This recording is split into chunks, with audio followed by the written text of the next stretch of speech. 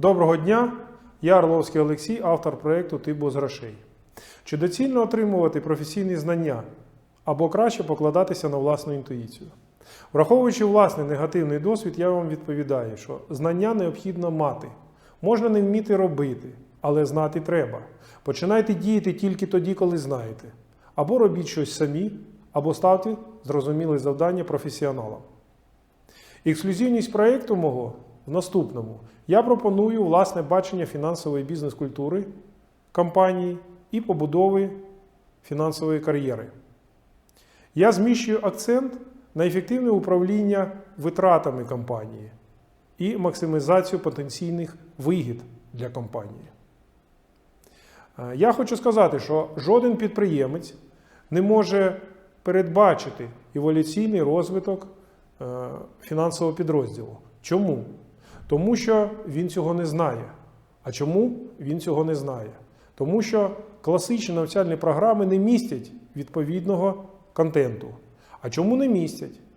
Тому що ці знання приходять через суто практичний досвід. Протягом 28 років я був пов'язаний з фінансами різних за розміром компаній. Від ФОПа до підприємств, в яких працювало 280-950 людей або 3,5 тисячі працівників. Який зиск від проєкту матиме підприємець? Ну, як мінімум, це економія витрат на оплати праці фінансового директора. Як максимум, це побудова процесу контролю за активами без участі власника, забезпечення сталого і ефективного розвитку бізнесу. Фінансові спеціалісти в більшості випадків не ініціюють процес оптимізації, а лише виконують функції в межах посадових обов'язків. Чому? Тому що заважає корпоративна бюрократія. Яке має бути рішення? Вдосконалення процесів має відбуватися через вмотивоване залучення спеціалістів. Який зиск від проєкту матиме спеціаліст? Він отримає знання з оптимізації балансу.